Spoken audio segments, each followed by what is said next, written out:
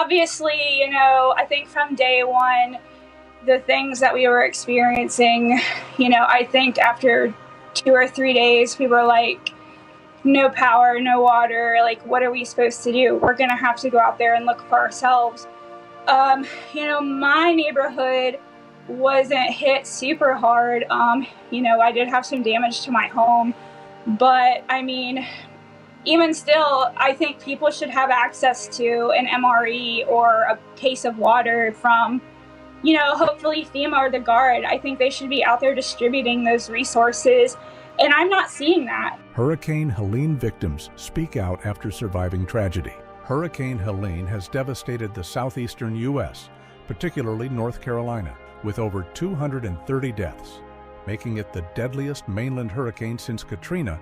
Survivors struggle with the aftermath and question the official response. Lawrence Jones, reporting from North Carolina, provides a vivid description of the devastation. Hey, good morning, family. And just to show you the scene here, the best way I can describe it is if you picture a war zone in a movie, well, that's what this community is facing right now. I want you to look at this, guys. This used to be a car repair center right here, and you see this car that has been devastated right here. You look inside of the building, there's other cars that are in there that are just pinned down. The impact of the hurricane extends far beyond physical damage. Robert Ray, reporting from Asheville, North Carolina, highlights the ongoing challenges. Yeah, good morning to you. Indeed, we will begin to see aid and cleanup begin as the sun has come up here, and Lloyd Alford behind the lens as I'm walking through the mud as the water recedes. Lloyd, train your lens over there and show them some of the debris that has come in from this flash flooding scenario in the aftermath of Hurricane Helene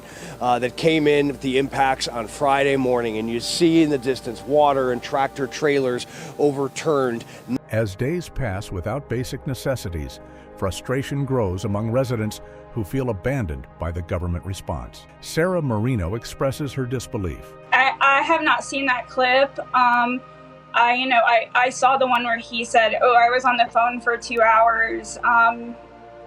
Good for you, I guess. But it's just like this is the man who's running this country, and he's saying oh, what storm? While people are floating down the Shenandoah River, it's baffling to me and insane to me. The perceived lack of federal assistance has left many to rely on the kindness of neighbors and the strength of their community. Brandon Doherty, a veteran using his own helicopters for search and rescue, shares his perspective. Yeah, Will, what I can tell you is that it's a group of privately funded individuals. You see a picture here of myself and Corey Mills, who is a congressman out of Florida.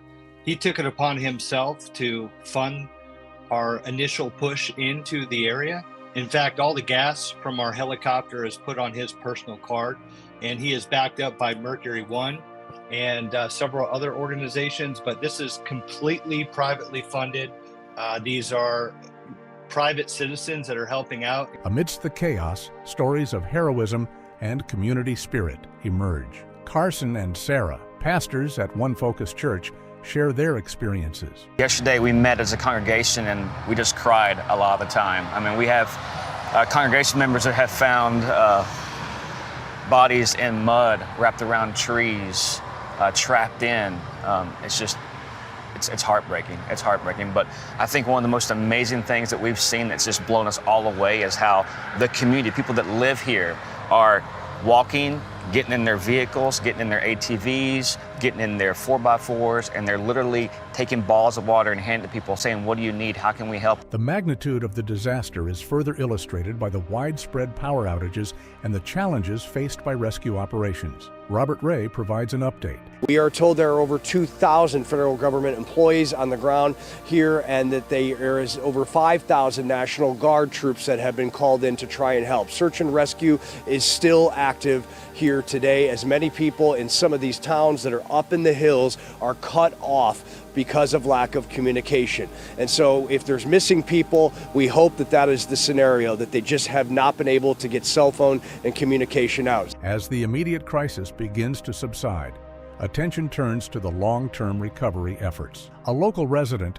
Jacobina Ola, shares her perspective on the need for better communication systems. No, because they said this could happen, but it was hard to believe. How about aid? Aid, communication, do you feel like that's been going okay? No. What needs to happen? We need to get some kind of radio station that is safe somewhere, maybe not where the weather is going to hit, and that everybody can tune in, because we only get some commercials, and that's not what we're waiting for. We want to know what to do. The long road to recovery is already revealing the gaps in disaster preparedness and response. Misty Cugwell, a teacher from Black Mountain, North Carolina, shares a poignant story. Sarah Marino describes the ongoing struggle. Little by little, I think we're understanding how devastating this has been, but it's just like, I said this 3 days ago, like, where are the resources? And it's now Friday, it's been over a week, and I'm just not seeing that support in our communities. If anything, the community is carrying. The disaster has also highlighted the vulnerabilities of the region's infrastructure. Robert Ray explains. Unfortunately, we have nearly 2 million customers still without power in multiple states, from Florida, Georgia, South Carolina, North Carolina, Tennessee, and Virginia. This is an epic disaster that will likely cost over $100 billion, as Helene has ravaged many people and uprooted lives and taken lives. As the recovery efforts continue, the resilience of the affected communities shines through. Carson and Sarah from One Focus Church share their observations. We still have a lot of people without power, without cell phone, without, and that's one of the biggest things is we couldn't communicate with anybody. For 4 days? Yes. We still can't at our house. It's still super spotty. And Yesterday at the church, which is just right over here, we just were able to make telephone calls with Verizon Wireless. Yesterday at about close to noon, we were able to make some phone calls, but we weren't even able, it was hard for us to even set up supplies and get things because we couldn't even talk to each other. Brandon Doherty expresses his concerns about the adequacy of the response. It's a shock. It's a shock to me, Will, because I spent my whole life rescuing American citizens overseas in combat. And if we had somebody behind enemy lines, we would spare nothing, no expense to go and get them.